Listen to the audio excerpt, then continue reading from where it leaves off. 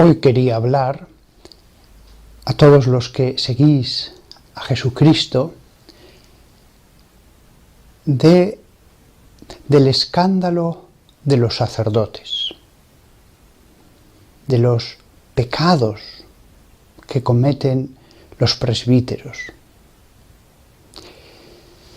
Normalmente suelo predicar en la iglesia revestido con la casulla, pero la casulla se usa solamente para celebrar la misa, solo para la misa. Si predico fuera de la iglesia, como este es el caso durante el confinamiento por el coronavirus, pues lo suelo hacer vestido con el traje clerical, la sotana. Pero hoy que voy a hablar del pecado de los sacerdotes, me he querido poner el alba, símbolo de la pureza, revestidos de la limpieza del alma que nos concede Cristo en el bautismo. Todo un símbolo, el alba. Y no cualquier alba.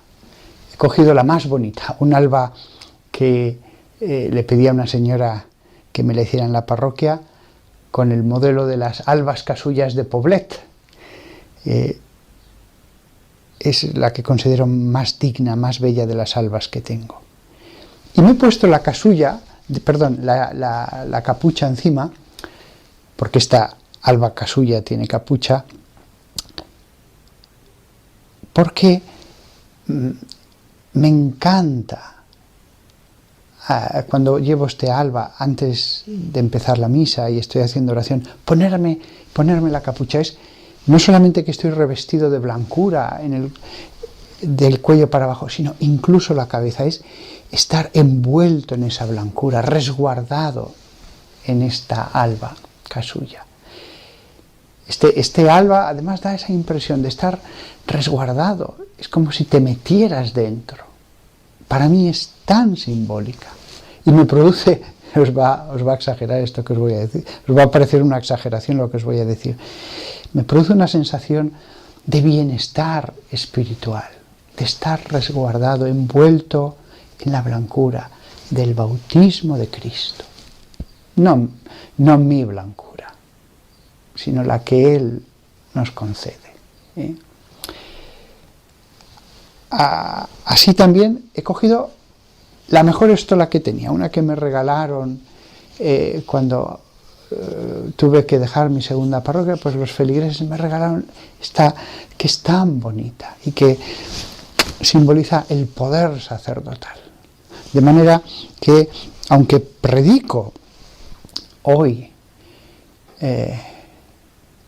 como hago tantas veces, pero hoy he querido estar revestido con la blancura y el símbolo del poder sacerdotal.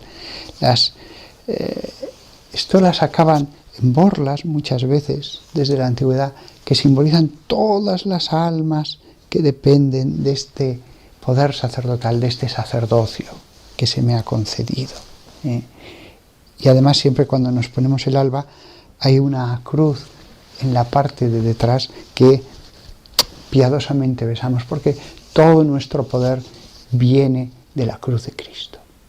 El poder espiritual que tiene el sacerdote viene de los sacrificios que hizo nuestro Maestro, el Mesías. Y bueno, esta estola tiene a varios, aquí son los evangelistas, porque lo que nosotros predicamos es el anuncio de Cristo. Bueno, hecha esta explicación, queda una cosa ya para completar. Siempre me pongo el amito. El amito es lo que cubre, que no se vea ni siquiera el cuello de lo que llevo debajo. Totalmente recubierto de la blancura de Jesús. Por eso siempre que me pongo el alba, también me pongo el amito. Acabado este tema, los pecados de los sacerdotes. Hoy en el oficio de lecturas leíamos a San Pedro Crisólogo. San Pedro Crisólogo fue el arzobispo de Rávena, en el norte de Italia, en el siglo V. Él vivió y murió en el final del Imperio Romano. No vio lo que se considera ya el final, pero estaba ya en la etapa de su agonía. Pero él es todavía un hombre de la antigüedad, del Imperio Romano. Y crisólogo, que significa palabra de oro. Esto es lo que debería ser la predicación del presbítero, una palabra de oro, valiosa, que brilla. Bueno, en el sermón 108 decía este arzobispo del Imperio Romano: os exhorto por la misericordia de Dios a presentar vuestros cuerpos como víctima viva. Los pecados de los sacerdotes, la mayor parte de ellos de debilidad, pecados del cuerpo. A presentar vuestros cuerpos como víctima viva, dice el apóstol San Pablo. Si realmente hiciéramos eso, si de nuestro cuerpo hiciéramos una ofrenda a Dios espiritual, pues no habría pecado, habría virtud. Decía este arzobispo: hombre, procura pues ser tú mismo el sacrificio y el sacerdote de Dios. En el sacerdocio cristiano, el presbítero es el sacerdote que ofrece el sacrificio, pero él mismo debe transformarse en sacrificio. Continúa el San Pedro Crisólogo: revístete con la túnica de la santidad, que la castidad sea tu ceñidor, que Cristo sea el yelmo de tu cabeza, que la cruz defienda tu frente. Con esto no habría caídas. Con esto los sacerdotes serían santos. No buenos, santos. Con esto estaría todo arreglado. Y continúa el arzobispo: que en tu pecho more el conocimiento de los misterios de Dios. Cuando estaba rezando el oficio de lecturas, esta frase me ha impactado: que en tu pecho more el conocimiento de los misterios de Dios. Que tu oración arda continuamente como perfume de incienso. Toma en tus manos la espada del Espíritu. Haz de tu corazón un altar. Y así, afianzado en Dios, presenta tu cuerpo al Señor como sacrificio. En esta charla, que en realidad es un sermón, sobre los pecados de los presbíteros, este atrio es perfecto. Este arzobispo, que es doctor de la Iglesia, nos sigue hablando a los sacerdotes. Este es un sermón que cuánta ilusión me haría que lo escucharan los sacerdotes enfermos. Pero lo puede escuchar cualquiera, cualquier laico lo puede escuchar, porque será enseñanza para todos. Nos llevará a amar más a los sacerdotes. Y este arzobispo decía al final del sermón algo que cualquier obispo podría decir a su presbítero enfermo en el alma. Habla San Pedro Crisólogo, pero imaginaos a un obispo que habla a solas con un párroco un coadjutor, un capellán que está enfermo de pecado. Dice San Pedro Crisólogo: Dios te pide la fe, no desea tu muerte. Tiene sed de tu entrega, no de tu sangre. Se aplaca no con tu muerte, sino con tu buena voluntad. Qué palabras tan preciosas de un obispo para su sacerdote. Dios te pide la fe, no desea tu muerte. ¿Por qué dice esto San Pedro Crisólogo? Porque la traición profunda del hombre sagrado va a conllevar un castigo muy distinto del que puedan recibir los simples laicos. Tienes sed de tu entrega, no de tu sangre. Se aplaca, no con tu muerte, sino con tu buena voluntad. Precioso. Hemos visto, no solo en San Pedro Crisólogo, en el ejemplo de todos los padres de la Iglesia, que el sacerdote debe ser luz. Sin embargo, hay sacerdotes que son causa de escándalo, que son no evangelizadores, sino que alejan de Cristo. Cuando instituyó el sacerdocio levítico, Dios sabía que estas cosas iban a pasar, y por eso estableció una ley ya en los tiempos de Moisés. En Levítico capítulo 4 dice, y es Dios el que da esta ley: si es el sacerdote ungido el que peca, trayendo así culpa sobre el pueblo, él ofrecerá por el pecado que ha cometido un toro del rebaño, sin mancha, como ofrenda del sacrificio para el Señor.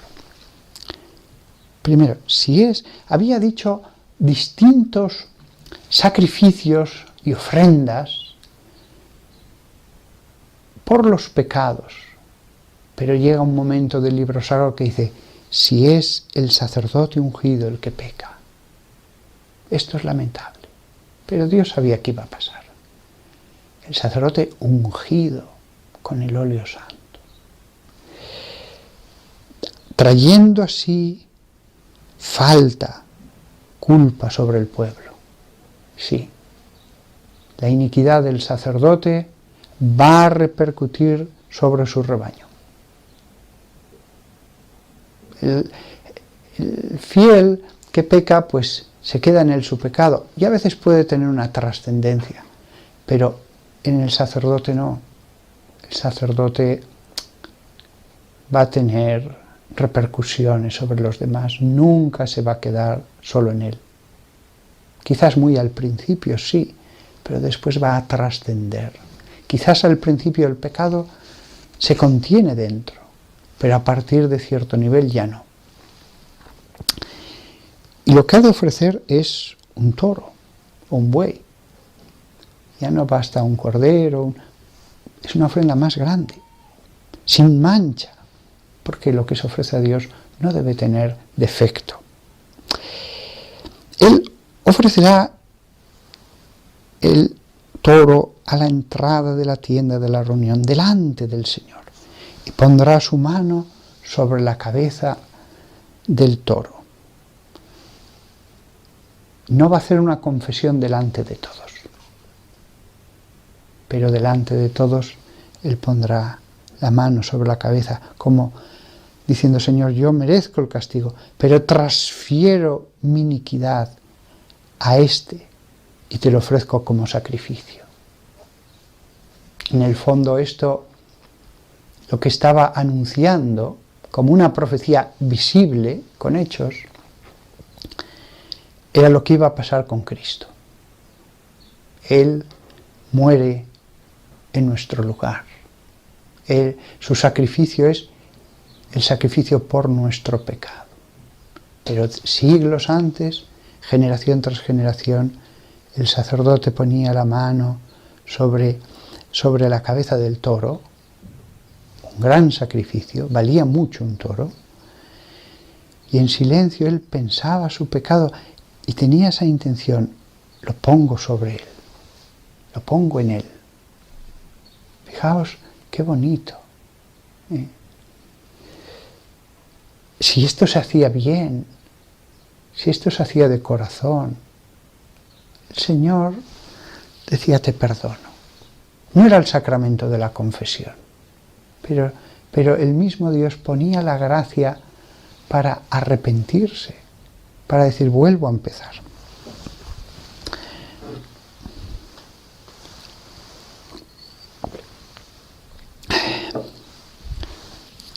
El toro será muerto delante del Señor. El sacerdote ungido tomará parte de la sangre del toro y la llevará dentro de la tienda de la reunión. Aquí ya hay una diferencia. No solo es en el animal que muere, mucho más importante, mucho más valioso, sino que además la sangre no solo se va a derramar en la base del altar de bronce que había en el atrio, no, sino que como es sacerdote, como es algo mucho más grave, parte de esa sangre se va a llevar dentro de la tienda de la reunión. El sacerdote, versículo 6, hundirá su dedo en la sangre y aspergerá parte de la sangre 7 veces delante del Señor. No dice que tenga que ser toda, parte. Aspergerá con el dedo. Delante del velo del santuario, ante el Señor. Después hemos sabido que ese velo simboliza el velo de la carne de Cristo. La encarnación ha sido el misterio que nos ha redimido. Pues ya en la época de Moisés, y en la época de Salmón, y en la época de Jeremías, y en la de los Macabeos, y cuando se estaba componiendo en Alejandría el libro de la sabiduría, año tras año el sacerdote derramaba la sangre delante del velo. Con ello se estaba queriendo expresar el velo de la carne de Cristo, su sangre, para perdón de los sacerdotes. Siempre hablamos en general, toda la humanidad, etc. Pero ahora Dios en la Biblia dice: fijémonos en este sacerdote específico, el de los sacerdotes. Pues bien, requerirá un sacrificio especial, no el común. Que esto lo piensen los que se vayan a ordenar sacerdotes, que esto lo piensen los que se vayan a ordenar sacerdotes. Si no es para ser un buen sacerdote, es mejor no ordenarse. No debe ordenarse nadie que tenga un vicio. El vicio no puede ser cuando uno va a acceder al servicio del Señor, porque después su pecado traerá culpa sobre el pueblo, y si quiere volver hacia atrás, el rito es distinto. Continúa Dios, versículo 7. El sacerdote, recordad, tenía un cuenco con parte de la sangre del buey. El sacerdote pondrá parte de la sangre sobre los cuernos del altar del incienso fragante. La sangre purificadora, la sangre sacrificial que trae el perdón, se pone en el altar del incienso. El altar que simboliza la oración, la adoración, lo fragante de la virtud, pues también allí debe llegar el perdón. Con esto se simboliza que sobre ese altar se elevará la oración, la adoración, pero unida a la sangre de Cristo. La sangre que nos ha perdonado. Sí, ora, pero ora con Cristo, ora pidiendo perdón por su sangre. Pero no se pone sobre cualquier lado del altar, de los inciensos. Así lo dice la Biblia, altar de los inciensos, en plural. Sino sobre sus cuernos. El cuerno representaba la fortaleza de Dios. Y se le pide a ese Dios fuerte perdón. Eres fuerte y terrible, nos puedes cornear. Tu cuerno es irresistible, pero te pedimos por la sangre de tu Hijo, Padre, que nos perdones. Y entonces el incienso simboliza el Espíritu Santo que sube ante el Padre pidiendo perdón por esa sangre.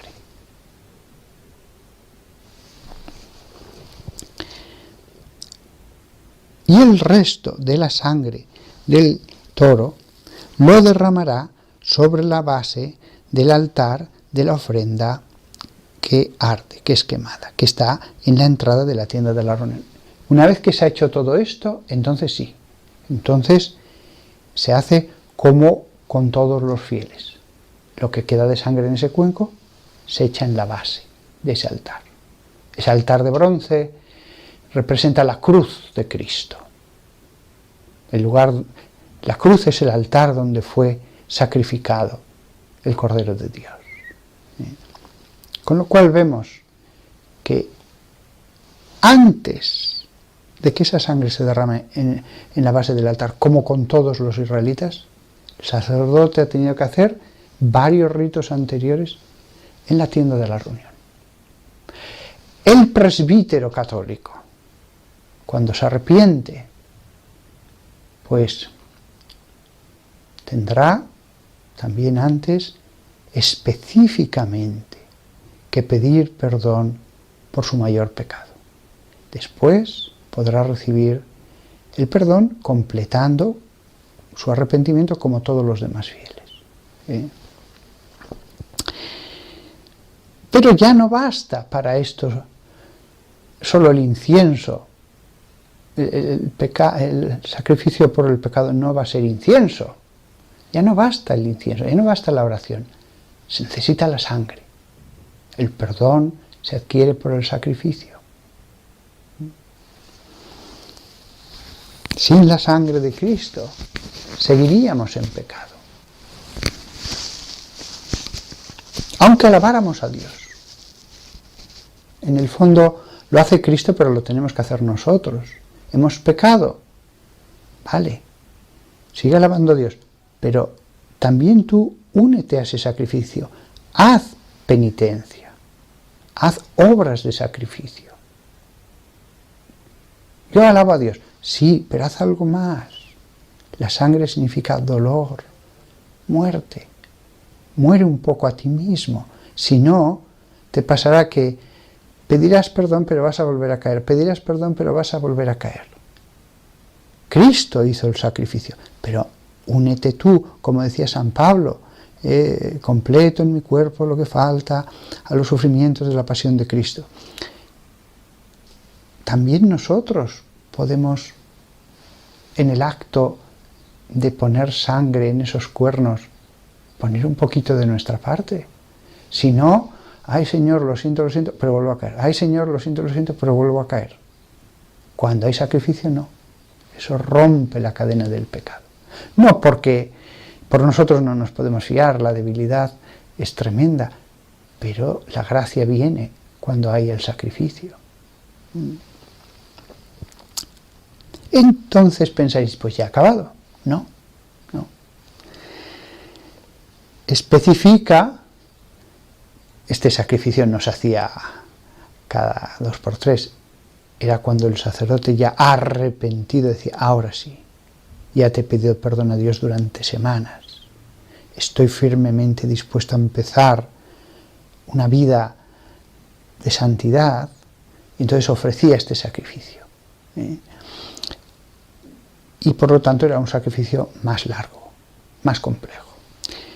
Porque después de esto que he dicho, la sangre, entonces especifica el texto que las entrañas del buey tendrá que quemarlas. He dicho antes toro porque decía el texto toro y ahora decía buey.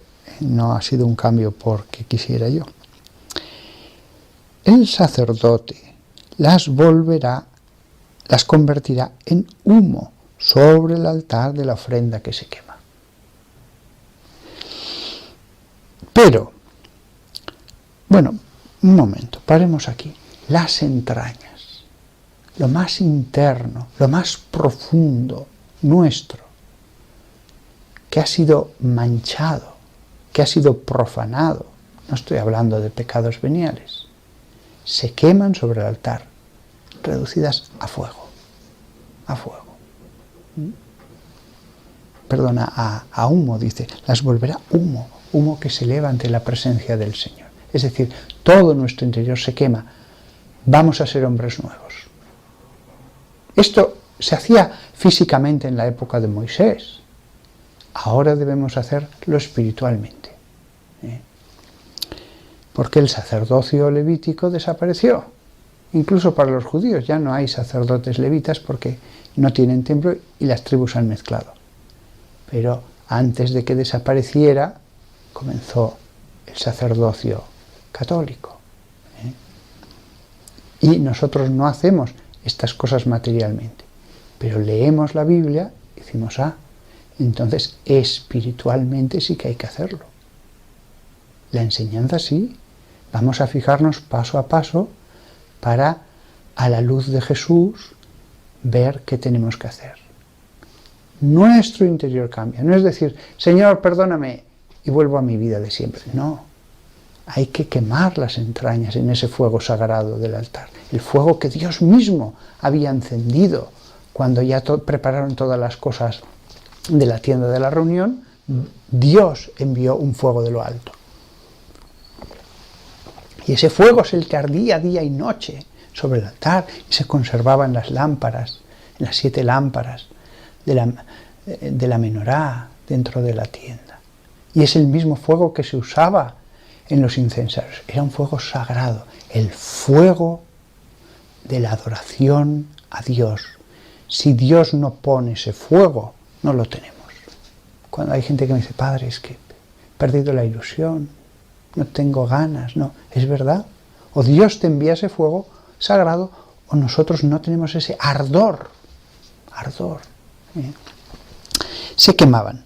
Pero en el versículo 11 de este capítulo 4 de Levítico, dice, pero la piel del toro y su carne, así como su cabeza, sus piernas, sus entrañas y su estiércol, todo el resto del toro será llevado fuera, a un lugar puro, fuera del campamento, al montón de ceniza, y arderá sobre fuego de madera. En el montón de ceniza será quemado. ¿Por qué dice esto? Esto no se hacía con los demás pecados, con los demás sacrificios por el pecado de los fieles.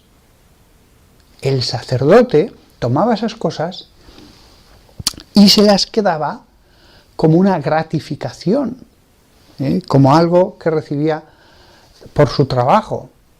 Él se lo quedaba, lo que quería, la carne se la comía, la piel, el cuero, eso lo podía vender y otras cosas las vendía. Pero en este caso dice no, se quemará. Es un sacrificio distinto. Lo que se quedaba el sacerdote se quema. Es como si Dios dijera, sacerdotes, no, en este caso, por el pecado de un colega vuestro, quemadlo todo. Estamos hablando de sus piernas, toda su carne. Era algo muy querido. Hasta el cuero se podía vender. Pues no. Y es un acto de petición de perdón, por eso se lleva a un lugar limpio, y expresamente lo dice, a un lugar puro, limpio, sobre el montón de ceniza, es decir, había un lugar donde se colocaban las cenizas por los sacrificios, por ser sacrificios para Dios. También ese montón de cenizas tenía una cierta sacralidad, aunque ya fueran meramente cenizas.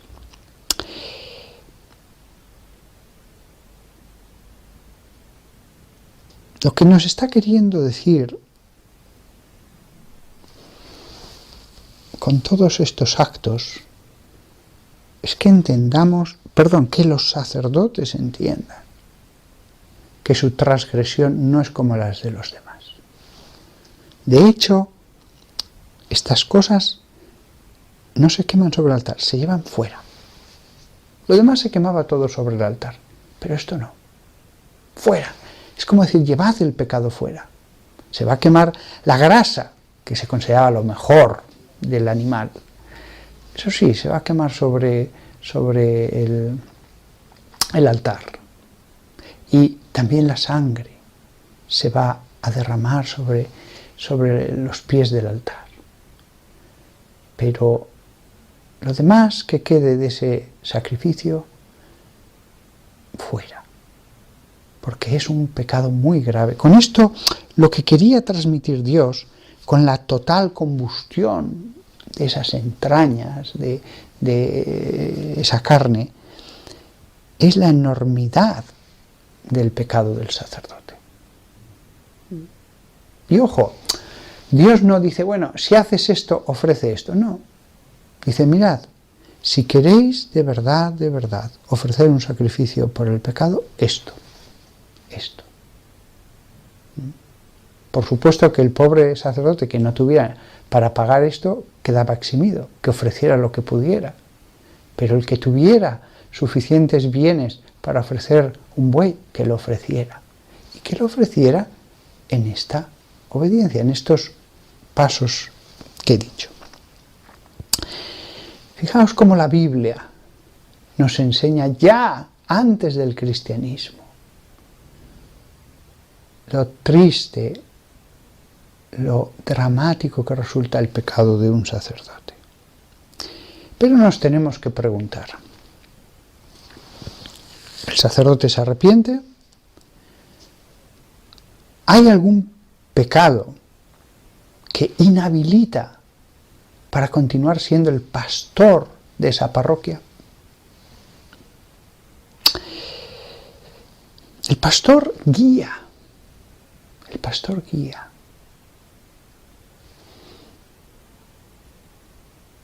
Hay un pecado que inhabilita para ser maestro. El maestro es el que lleva los buenos pastos de la palabra, de la doctrina de la Santa Iglesia. No todo solo es la palabra, también hay una doctrina que hemos recibido. Hay un pecado que inhabilita para ejercer el sacerdocio. El sacerdocio es algo santo, se hacen cosas santas.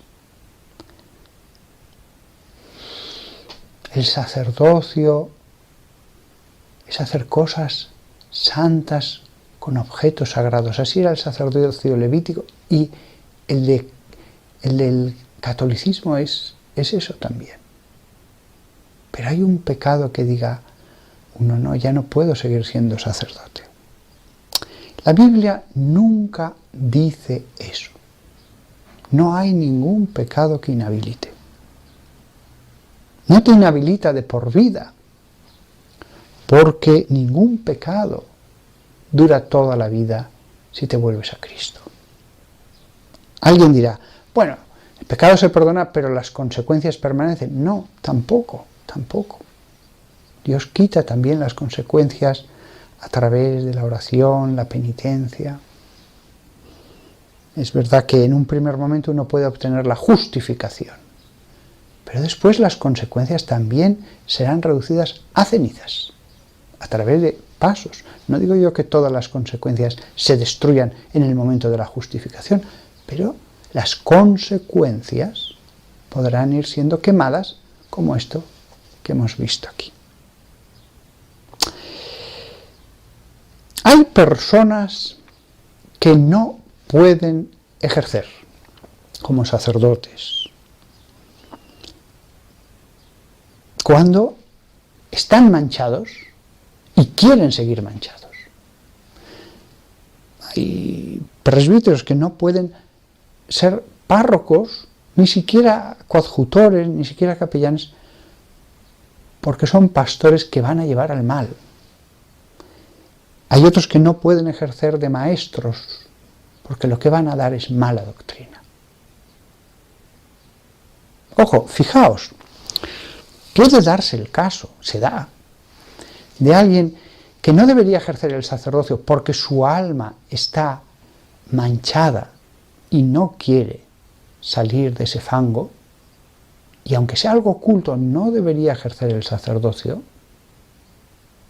y puede ser después algo público, y si no sale de ese fango, no debería ejercer el sacerdocio. Pero puede ser un pastor bueno, al que quieren sus fieles, que ayuda a los pobres, que es simpático. No va a ser un santo, pero puede ejercerlo razonablemente. Pero no, el sacerdocio y el pastoreo están unidos.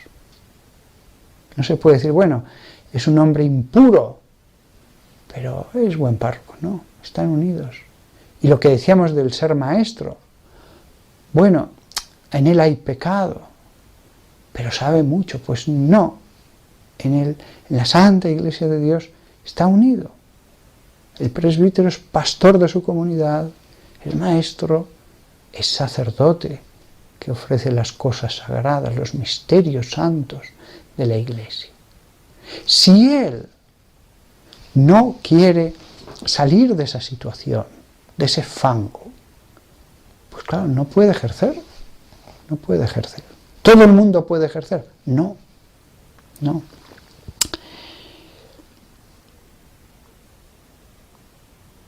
Es cierto que las razones por las que un pastor no puede ejercer su trabajo de pastor, no solo por pecado, puede ser también por enfermedad. Imaginaos un buen párroco que tiene un ictus cerebral y de pronto ni puede andar, ni puede hablar, ni se le entiende. Yo lo he visto después de un ictus, no poder ni llevarse la cuchara con la sopa a la boca, caérsele toda. Pues no puede ser pastor. ¿Por qué? Porque no puede ejercerlo. ¿Hay culpa en él? No, lo que hay es enfermedad. Pues lo mismo que hay pastores que no pueden ejercer por enfermedad, otros no pueden ejercer por enfermedad espiritual. Por enfermedad espiritual. Si ese pastor se curara del ictus, podría ejercer. Si queda bien. Si un pastor tiene una enfermedad espiritual y se cura, podrá ejercer. Por eso, cuando un obispo ve a un sacerdote enfermo del alma, el primero que a veces se da cuenta es el obispo, porque se lo ha dicho a alguien, debe intentar su curación. No hay pecados que inhabilitan. Bueno, otra cosa distinta, por supuesto, sería que uno viera claramente que esa persona no puede estar con menores de edad porque es un pedófilo. Bueno, eso sería distinto. Ahí entraríamos como en el caso de la enfermedad, que si no se puede, pues no se puede, no es cuestión de querer. Habrá que poner a esa persona en una oficina, en un lugar donde de ninguno de los modos tenga contacto con alguien al que pueda dañar. Si es posible. Hay casos que ni eso es posible, pero bueno, en principio vamos a dejar aparte ese tipo de casos. Para todos los demás, con adultos, el alcohol, distintos vicios, puede haber un sacerdote que haya caído en la ludopatía. El obispo lo que va a intentar es hacer de médico. Le hablará como un padre. Tratará de curarlo, porque si se puede curar, podrá seguir ejerciendo. No hay nada en toda la Sagrada Escritura que si lo cometes, quedas inhabilitado. No hay nada. Siempre La gracia de Cristo es superior.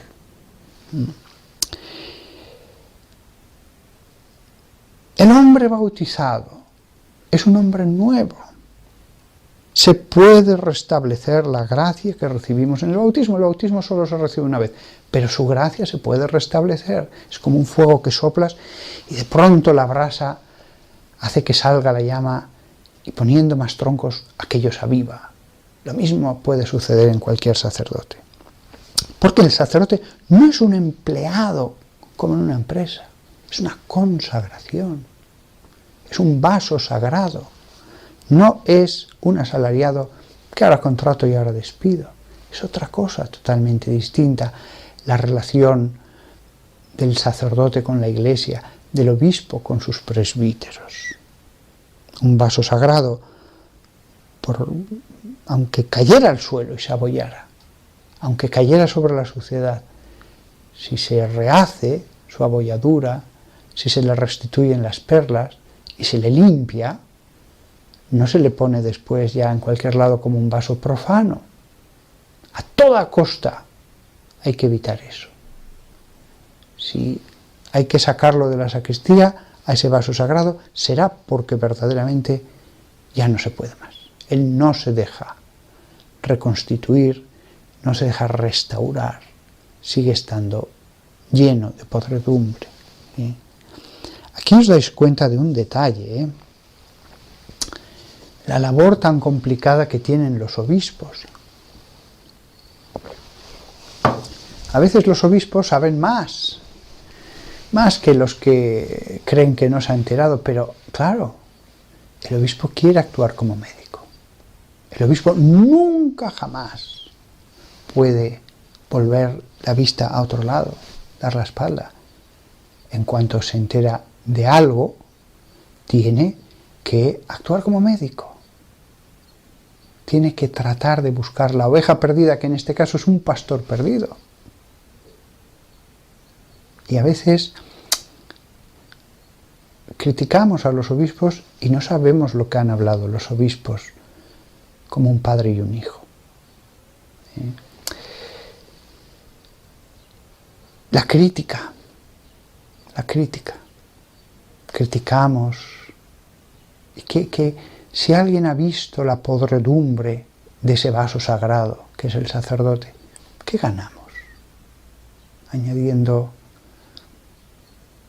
más vergüenza, más pena, más tristeza. No logramos nada. Reza por él. Ya no digamos nada cuando ya no es lo que he visto, es el juicio temerario. Yo me acuerdo ayer, una señora me pidió preguntas sobre un cardenal de Roma del que decía la mayor barbaridad. Dije, pero señor, ¿se da cuenta de que si está equivocada, está cometiendo un pecado grave? Pues estaba convencida de que no, hay que denunciarlo, pero denunciarlo a todo el mundo. Esas cosas no hacen bien. Esas cosas no hacen bien. Rece por él. Si ve algo, si es usted testigo de algo grave, póngalo en conocimiento de su superior. Si no sabe acceder al superior, pida consejo. Y a veces, si es un párroco, bastará con hablar con otro párroco para que él hable de hermano a hermano, o si no se ve posibilidad de sanación razonable, que directamente ya lo hable con el obispo, ese párroco, para que él hable con el afectado. ¡Ay, cuánta crítica! Cuánto añadir más sufrimiento a Cristo. Cuántas veces hay un daño y lo transforman en un daño mayor. Y encima creen estar haciendo bien. Un último punto quería yo tratar. Ayer por la noche me acordé de un sacerdote que había conocido años antes, muy famoso, no en España, otro país, famosísimo. Pero después había tenido ciertos escándalos, ninguno sexual, de otros tipos. Y me acordé de otro sacerdote también famosísimo en su país, de los más famosos, quizá el más famoso, y también escándalos. Tampoco era nada sexual en ninguno de los dos casos, eran de otros tipos que no lo voy a decir para que no se sepa de quién hablo. Dije, voy a ver qué ha sido de ellos, voy a ver qué ha sido de ellos. Y sí, hay un cierto número de sacerdotes muy famosos que después han sido causa de grandes escándalos. Lo que voy a decir es respecto a los grandes, a los que todo el mundo conoce en un país, pero esto vale para todo sacerdote. Estos grandes sacerdotes deberían preguntarse a veces, la mayoría son buenos, son operarios de Cristo, son trabajadores de su viña, pero hay algunos trabajadores que deberían preguntarse, ¿me estoy haciendo propaganda de mí mismo? ¿El anuncio es de su evangelio, de su buena nueva o de mí mismo? ¿Es la fama para ayudar o es porque me gusta ser famoso? Por supuesto que en esto la labor del obispo es esencial. Episcopoi, los supervisores o vigilantes. Fijaos, no se dice jefes, aunque tienen autoridad. Como si los pastores en cada comunidad fueran realmente pastores que día a día son los que deciden las cosas y los obispos supervisan, vigilan. No se dice jefe, lo que la palabra de Dios buscó fue esa palabra, episcopoi. El obispo debe estar atento. Si el sacerdote está enfermo, no de sexo, sino de vanagloria, él notará signos y podrá hablar como un padre a un hijo. No se habla solo por los grandes escándalos sexuales, o del alcohol, o de la ludopatía, también por cosas así. Otro problema que puede venir en estos sacerdotes muy famosos, que pueden recibir grandes donaciones, ¿el dinero es para mí? Porque con la excusa de mi obra, estoy haciendo esto, estoy haciendo este apostolado, allí puede haber un problema, Al final a veces no queda claro, sobre todo en algunos países, en otros no. Si el sacerdote quiere hacer estos grandes apostolados, el dinero tiene que ir a obras apostólicas que el obispo ha autorizado. El dinero tiene que estar claro. Yo siempre que alguien me ha pedido dinero, en países pobres, lo que sea, le digo, pero lo voy a dar a una institución, a tu obispado, a Cáritas en tu diócesis, no te lo voy a dar a ti. Después ya el obispo o el delegado del obispo que reparta como crea conveniente y que supervise. Con el dinero hay que tener cuidado. La mayoría lo usa perfectamente, pero siempre hay que darlo a instituciones, sea la cuenta parroquial, la de Cáritas, diocesana, etcétera, la de la diócesis.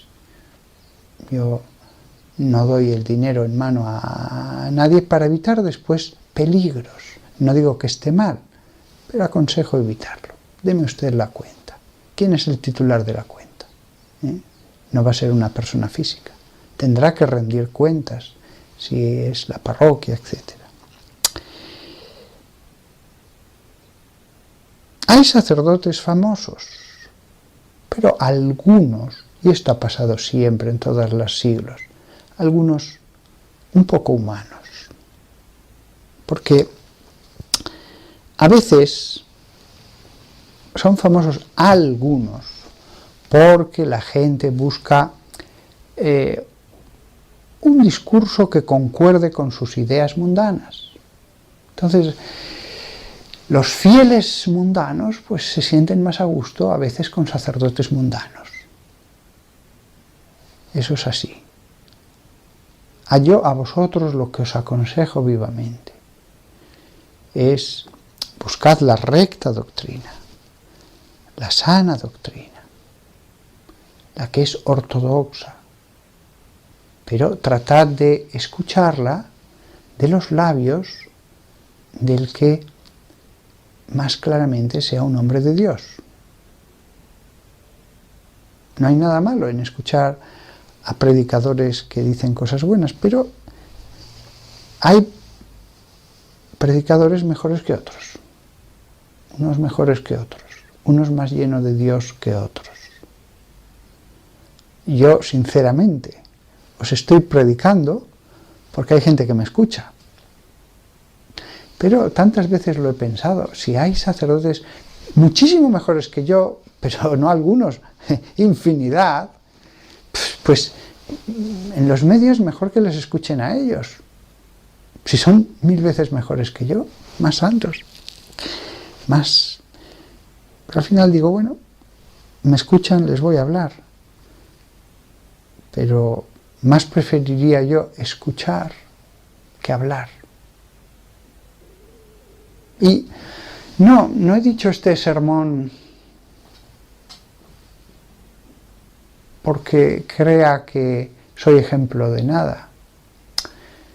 He dicho este sermón porque este sermón vale para los sacerdotes,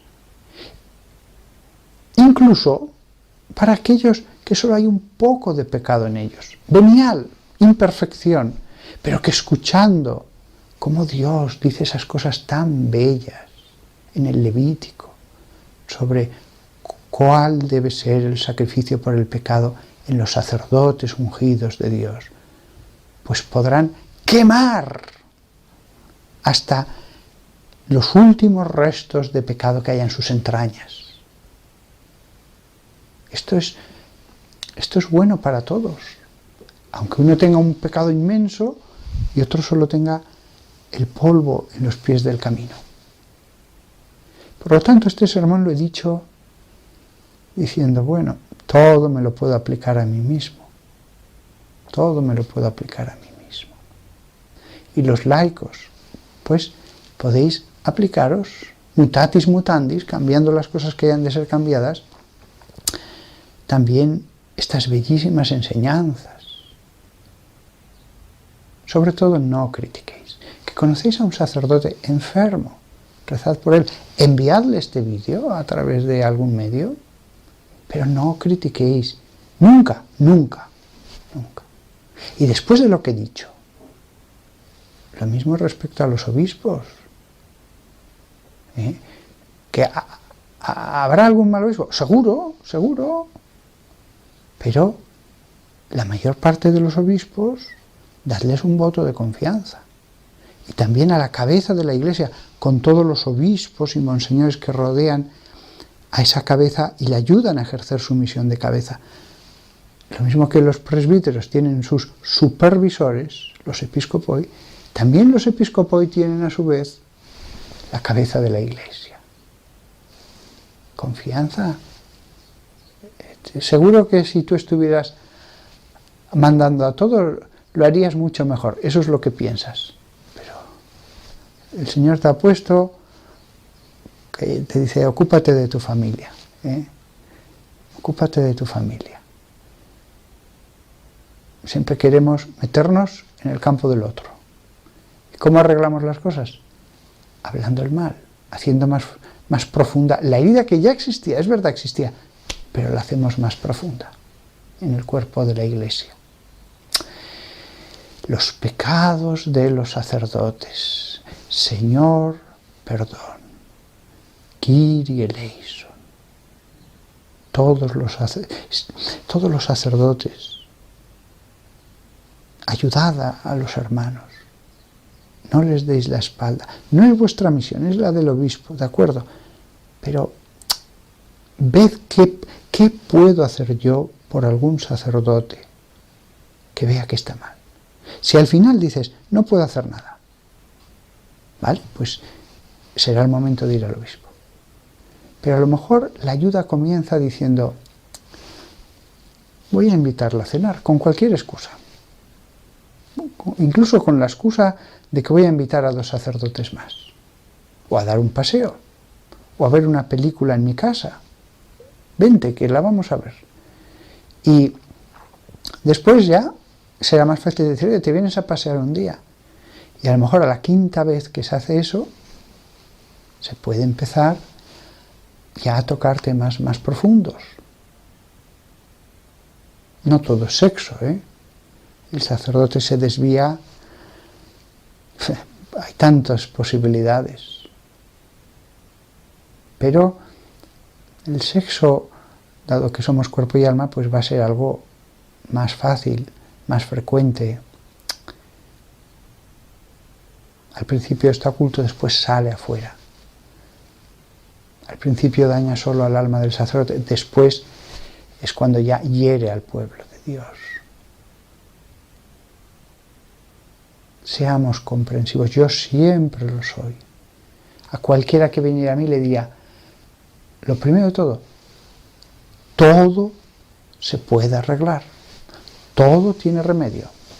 No tienes que dejar el sacerdocio, porque las medicinas de Cristo son más que suficientes. No habría nadie que tendría que secularizarse. A lo mejor no vas a poder estar en el puesto donde estás, porque claramente se ve que no tienes esa capacidad, pero no vas a tener que dejar el sacerdocio. Que la Santísima Virgen María, Madre de los sacerdotes, nos ayude a ver con sus ojos amorosos, doloridos de madre, pues todo el mal. Y que empecemos no tanto a veces a pedir la conversión de los demás, como la conversión propia, que a veces hay más mal en nuestro juicio y en nuestra palabra de lo que nos podemos imaginar. La Virgen María era de otra manera. Santísima Virgen María, tú que fuiste tan buena con tu Hijo, con los mismos apóstoles, con los sacerdotes en aquella primera generación de cristianos. Danos tu corazón, a nosotros tus hijos, enséñanos. Y que no se pierda ningún sacerdote, que no se pierda. Judas Iscariote se precipitó al vacío desde su horca, pero ¿cuántos al borde del precipicio tú has salvado? Sálvalos y que vivan una vida plena en tu servicio, en tu adoración, en tu incienso. Laicos que me escucháis, qué bonito poneros la misión de salvar sacerdotes,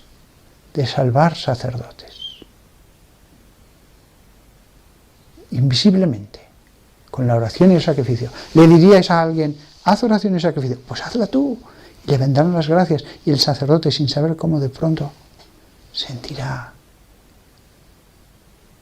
que viene el arrepentimiento. Os voy a dar hoy la bendición. Señor Dios Todopoderoso, bendice a todos los que me escuchan. Dales un poquito de las entrañas de María. Santos ángeles, recordadles que pueden ser salvadores de sacerdotes a través de la intercesión, a través del sacrificio. La bendición de Dios Todopoderoso, Padre, Hijo y Espíritu Santo, desciendan sobre vosotros. Amén.